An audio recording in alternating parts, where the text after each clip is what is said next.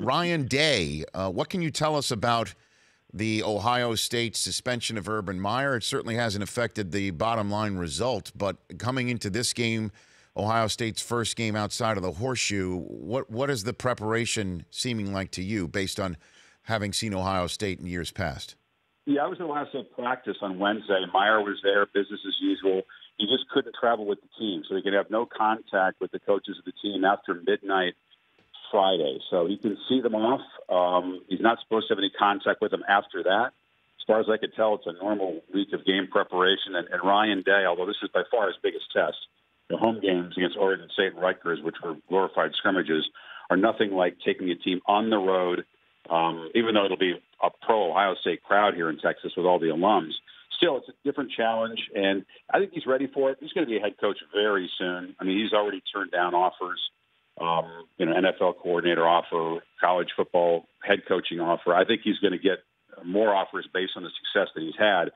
Ohio State's a freakishly talented team. I mean, on the hoof, they just look amazing. They're in that category with Alabama, Clemson, Georgia, Ohio State. I think of maybe there's some separation after those four in terms of raw talent on the field. So they're favored for a reason. TCU has a history of these positions of coming up and playing big, but it'll take a lot, I think, for them to pull the upset based on just what I've seen. So let's get a little bit more into the nuts and bolts of the suspension here. So Urban Meyer's he's practicing with the team. So between, I guess, Sunday morning to the moment night before the game, there's been no difference for Ohio State during Urban Meyer's suspension. Is that what you're saying, essentially? I haven't been around 24/7, but as far as I can tell, the game plan is as he would want it. When in doubt, the assistant's thinking, what would Urban do? That's what we were told, which is to be expected. It's still his football team. He just can't be around, according to the letter of the suspension, for those 24 hours. I'll be watching on TV like everybody else on Saturday night, probably dying inside. But, no, it's the machine is rolling on, if that's what you're asking, at least in terms of, it's been stressful for the kids, but if you believe them, it's had a galvanizing effect, sort of a circle the wagons mentality, which is often really effective. So I don't see a huge effect, no. And what about an outsider? What about the effect on Urban Meyer? Knowing him as well as you do, did you find a more chastened, humbled, same Urban Meyer at all? My sense is that's probably how he's feeling, Rich, although I didn't get into that with him. Our conversations were really brief when we were there. I don't think he's really supposed to speak as the head coach to the media, even though we've had acquaintance for a long time, and Herbstreit was there too. I think he's sort of instructed to keep a distance, and he did. So we didn't have a heart-to-heart about what he's feeling. I think you can imagine that.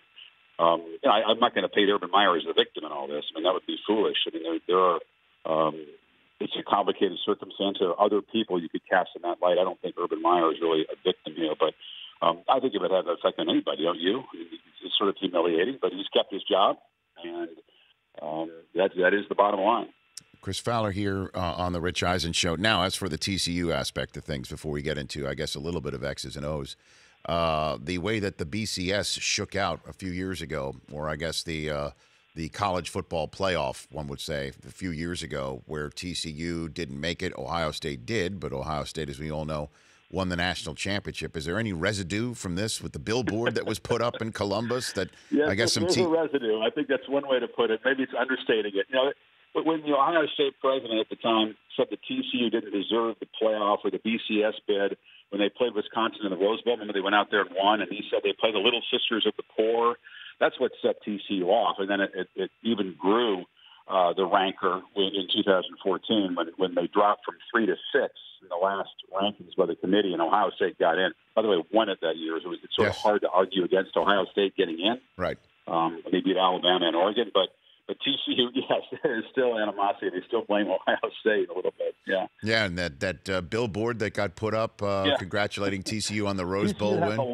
They have a lot of wealthy donors, and they can buy billboards and they could buy buildings and paint on the side of it if they wanted to. But yeah, that was a little fun episode. I know. So now here comes the here and now with all the outside stuff now removed. Gets on the field. Who do you think the playmakers are in this game, Chris? Well, I think Dwayne Haskins, the quarterback for Ohio State, has been, he's faced basically no competition, but he looks frighteningly accurate. That's one of the things, as you know, from covering the league. Accuracy is tough to teach. He's got an innate ability to put the ball on whatever numeral you want it put on the receiver downfield. And he hasn't been pressured yet. And I think TCU will bring the blitzes, and that's Patterson's specialty. They'll try to make it uncomfortable for him, but I'm really curious to see if he can translate to this bigger game with better competition, what we see in practice, where the ball never hits the ground. And they got playmakers all over the place. It's not the same Ohio State offense. It's not Braxton Miller and J.T. Barrett running the ball. It's him in the pocket pitching it around to playmakers. I think the receivers feel untethered a little bit, and it's a far more explosive and I think dangerous Ohio State offense that we've seen with Haskins running the show.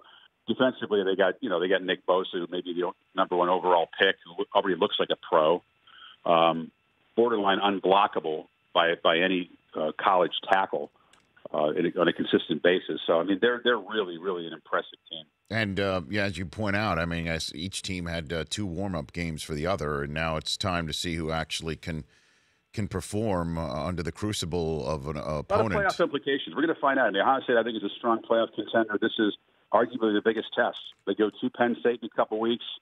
Michigan's at home. Michigan State looking like they're struggling a bit. I mean, this may end up being, this and Penn State may end up being the 2 tests for this team. And I think if they get past them, they're certainly, in playoff-ready position, just need to hold serve. The Rich Eisen Show, weekdays at noon Eastern on Audience.